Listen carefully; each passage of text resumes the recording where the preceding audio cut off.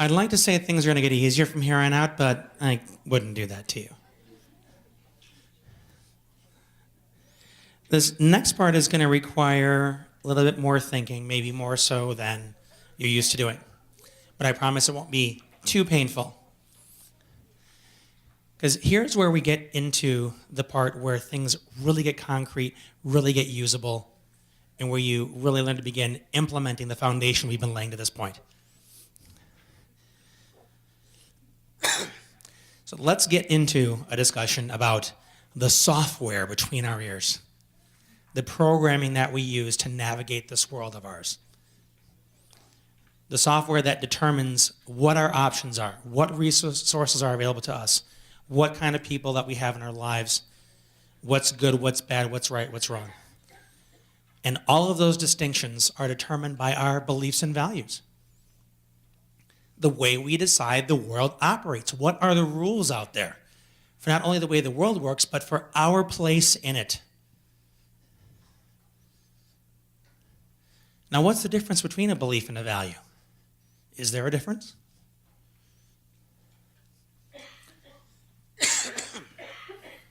I'll make it easy for you. A value is something, an experience you want to have in life. You value feeling accepted. You value being respected. A belief is your rule about how you have that experience. So if you value being respected, your belief might be, I feel respected when someone calls me Mr. I feel respected when someone says please or thank you. If you value being loved, your belief might be, I feel loved when you give me a gift on my birthday. I feel loved when you tell me you appreciate me. So a belief is a rule for how that need gets met. So if someone says, you don't love me. Yeah, I do. What makes you think I don't love you? You never tell me.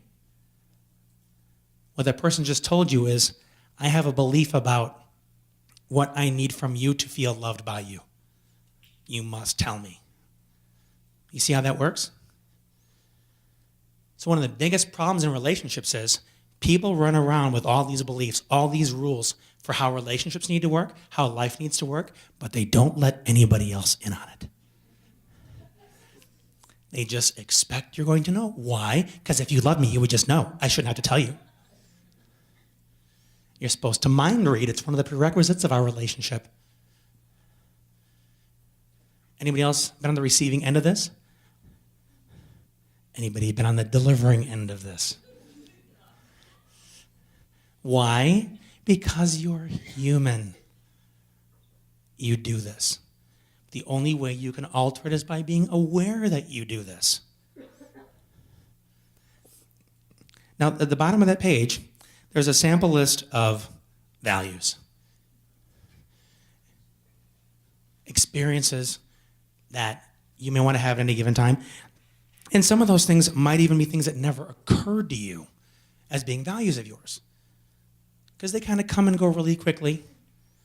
Some of them, if you reflect upon it, you might say, you know what? That really is important to me, but I've just done without it so long because life happens. I've had so little opportunity to do it, but now that I reflect upon it, that's something that's really missing for me. You know, one of those experiences is community. Somebody who used to do a lot of volunteer work, but then they got married, had kids, their job began demanding more of them. They got so caught up in it. They thought they were being successful. Everybody told them what a great job they were doing, and yet something substantial was missing. And they didn't know what it was. When you think about it, you say, man, I really miss that volunteering. I really miss that sense of community, of contribution, of being a part of something. And once you realize that, then you think, man, I need to reprioritize. I need to get that value back. And maybe your belief about it is, I feel my greatest sense of community when I'm volunteering in this specific context, helping these specific people. So knowing your belief is important too.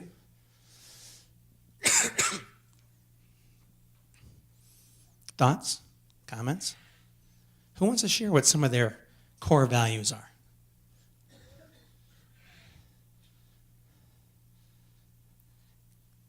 Anybody here, one of your core values is making a lot of money?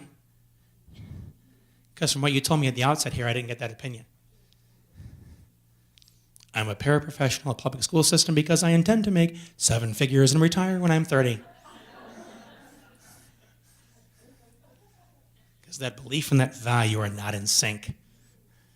There was a hand over here. Honesty. So that's a value that you have. What is your belief around honesty?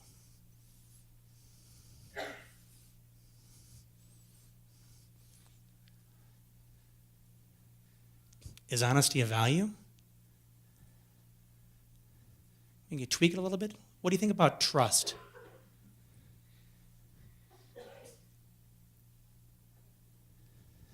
Possibly. So if you are experiencing trust, how does that happen? What must you do? What must somebody else do for you to feel that there is trust in your relationship?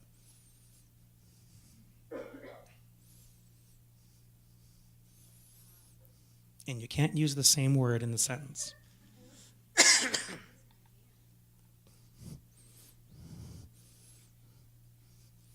How about when someone says they're going to do something and actually does it? I feel like I can trust them. When the person that they say they are is the person they end up being consistently, I can trust them. Because it's important to know what the rules are. Because there are plenty of people who feel like something is missing in their relationship but can't tell you how to improve it. And I just don't feel like I can trust you. What do I need to do? I don't know. That happens too in relationships. It's unfortunate. And some of it can be because a person is misidentifying what their value actually is. They know something's missing. They just grab something out of the sky. I don't think it's trust. Maybe it's not trust. Maybe it's something else. But if you don't know the means to that end, chances are you're barking up the wrong tree. You need to keep looking. Little lists like this help. So someone can circle it and say, tell me what you need. Tell me what you want. Creativity, happiness, kindness, spirituality. Because what you ultimately want to do on that list is find like the top 5. The ones that really drive you, the ones that a day does not feel complete if you have not had that experience, if that has not been met. People that are really big on significance, maybe they're going to be highly competitive. They want to get a lot of thank yous. They want to get a lot of attaboys. They want to get a lot of congratulations, and they don't feel like they've accomplished anything unless they get that stuff. Because they have beliefs like, unless someone tells me I did a good job, I didn't do one.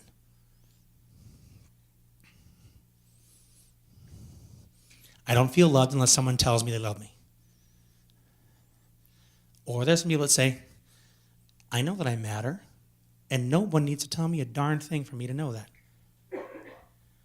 So one of their beliefs is that it's intrinsic, it's internal. Their own sense of their own worth is enough for them. They don't need it from somebody else. But for some people, their self-worth is absolutely tied to feedback from others. Well, you need to know this about yourself because this is what drives you, your beliefs and your values. And when you interact with somebody else, your beliefs and your values about what you think is possible for that person is what motivates you. What if they don't agree with you? If you think, I believe you can do anything. I believe if you put your mind to it, you can accomplish whatever you want. But the person looking back at you says, but I have a learning disorder. But I have this label that says I can't. If you have a rules conflict, you are not on the same page. You cannot effectively help somebody else if you're playing by the same rules. If somebody shows up to play football and you show up to play baseball, you're not playing the same game. You're not going to be effective together. So how do you find out if you're on the same page with the person you're working with? Or the person you want to be friends with? The person you want to be married to? What are you going to ask them?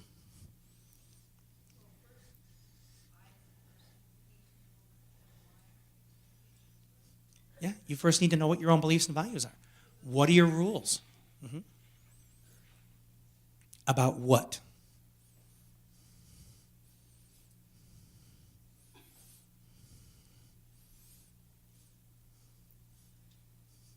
The most important areas of your life.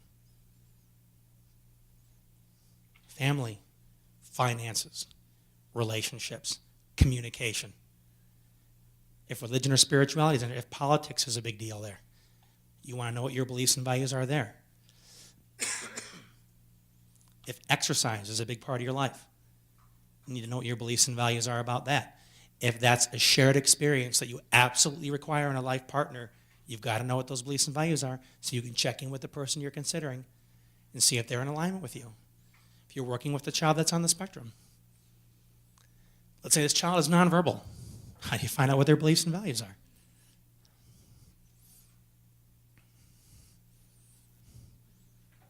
You can watch them. What do they seek? What do they avoid? What they seek is what they believe will give them pleasure. What they avoid is what they believe will give them pain. Basic human experience. Seek pleasure, avoid pain. And they don't always have to use their words to let you know what that is. Sometimes it's simple as giving them an opportunity to do something. They avoid a certain texture, avoid a certain food, or seek something out. That tells you right then and there. They seek out a picture book. Maybe they like books. Maybe they like that specific book. Maybe they like those pictures. That's giving you a lot of information. Maybe they like to do the same thing over and over again, kinesthetically. Maybe they like to hear the same sound over and over again, auditory. And what experience do they have when they're doing it? They get more excited, they get calmer. They feel more organized, they get more calm and focused. Just watch, be their student. It's too easy with all the education and the job description to think you're the smartest kid in the room with someone that's supposedly challenged, low IQ, but you are as much their student as they are yours. Because you are ultimately in a collaboration, in a partnership to create results. That child is as essential a means to that end as you are. So you need to be on the same page. Can you force somebody to grow? I mean, there are some approaches out there that, unfortunately, have some very coercive tactics that try to get someone to submit to the goal. But long term, that's not a useful strategy. Because getting someone to submit is teaching them to be helpless and given to the will of others. It does not teach them self-determination. So just think about that little nugget.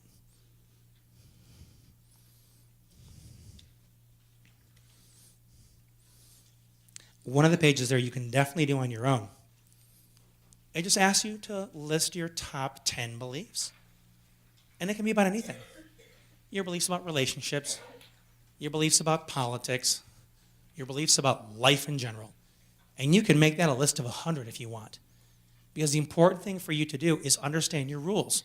Because the vast majority of people have rules they did not choose. They have rules that were taught to them by somebody else. Was modeled for them by key people in their lives. Their parents, their teachers, whoever they see on TV that they think is a really cool person. Well, I heard this wonderful saying one time, and this person says, if you do this, you get this, and it sounds good to me, so I'm just going to adopt it. And you really didn't examine it. You just soaked it in. When I was trying to decode this thing called human communication, human relationships, and I began asking people, why that? Why do you shake hands when you meet somebody? Well, it's because how it's done. Why? Who taught you to do that? Well, I was always taught when you meet somebody, shake their hand. Well, do you have to do it that way? Well, yeah, I think you do. Why? What's the rule? What's being said? Well, I don't know. It's just how it's done. And there are people who just did it their entire lives and didn't know why they did it. You have to look at somebody when you talk to them. Why? because that's how they know you're listening. Really? And as we established earlier, is it possible for me to not be listening? What if I don't multitask with my senses? What if I can't look at you and hear at the same time? Does that matter? Would you much rather think I'm listening to you? Or would you much more prefer I'm actually listening to you? Well, both. But what if what you're asking me to do is something I cannot provide based upon the fact that I sensorily unitask? Which means I can use one, but I can't use both. What do you do then? Oh, I don't know. Anybody have this issue? Amen, brother. So what do you do about that? You use a strategy I call a social disclaimer, which means you very diplomatically let somebody know that you're about to break an established social rule, but in a way that is going to meet their need, and guess what? They're going to be okay with it.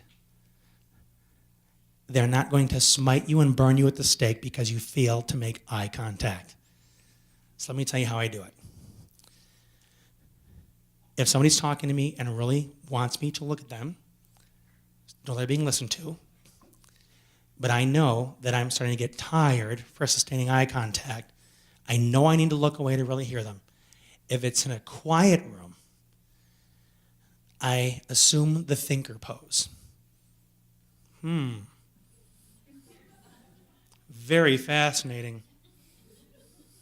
A lot to think about. And I'll look back, I'll look at a forehead, I'll look at a nose, anything but their eyes because it's too tiring. If it's in a noisy place, which is hard enough to beat anyway, I'll say, hey, you know what? It's really noisy in here. It's kind of getting harder to hear you. So I'm just going to turn in my ear a little bit closer to you because it's really important for me to hear what you need to say, and I really want to make sure that I hear you, okay? Are we good? All right. Now, continue.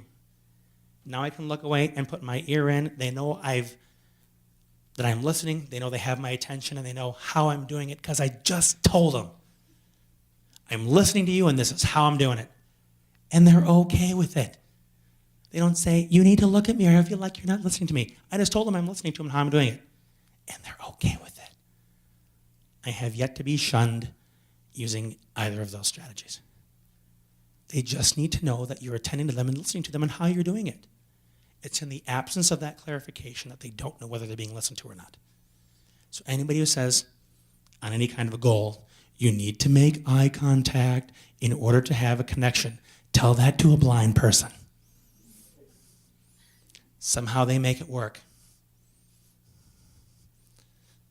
How do you tell a person that's completely deaf? Are you listening to me?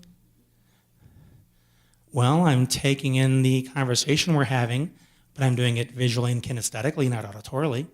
We're still having a conversation. But what creates that disconnect is the difference in rules between the two people in terms of what connection and communication means. If for one connection, for one person, the definition means you must be looking at me, your body must be facing, and if you're not doing that, you're not listening. Well, what if my definition of listening is I'm turned to the side, I have my ear turned towards you, and I'm taking in everything you're saying, and maybe there's a bit of a delay in my processing. So maybe I need you to slow down so that I have time to take everything, but you say, no, I don't have a lot of time, just let me get it all out, and then we'll be on the same page. You want to be able to talk fast? I need you to talk slow. You want me to look at you? I need to be able to look away.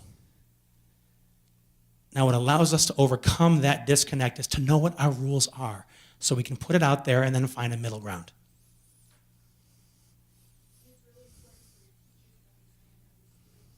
Right? It's important for teachers to understand it about students.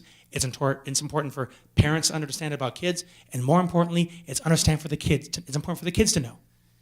Because if the kids don't know their unique recipe for connecting with the world, how can they tell anybody else what it is? Because we cannot walk around our entire lives with somebody else over our shoulder saying, well, my child can't self-advocate because he has autism, so let me do all the talking for him. What happens when you die? Your child will be completely helpless. So you need to prepare the child with whatever tools they need.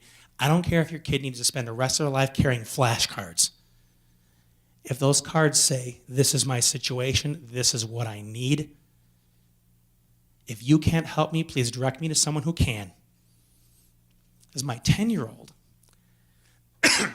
very intelligent, very articulate, had a speech delay up until he was 5, had a lot of speech education. I don't like speech therapy. Therapy begins with the premise that something's missing and something's broken, something's not good enough. So I like speech education. So he had a lot of speech education, but under those very sensorily overwhelming circumstances, he gets shy. He gets disorganized. It's hard for him to speak. It's hard for him to self-advocate. But that doesn't change the fact that he still knows what he needs. He just needs a more effective way to articulate it. So he came up with these little flashcards, took a little key ring, punched a hole in the corner, and put them all together. So in the classroom, if he says, I don't understand this, can you please explain it? He can show that card. He says, I'm getting overwhelmed, I need a sensory break. He shows the card. Of course, the harder part was getting the teacher to comply. But he had an effective tool that said exactly what he needed in that moment, and he was able to pick the card he needed and show it to whomever he needed to see it, even though he couldn't get his mouth to cooperate. So the tools are available. You just need to figure out what your needs are. What is your value? What experience do you need? And what do you need in order to accomplish it? But first and foremost, the child needs to know how to do it, or the adult, whoever it is you're working with.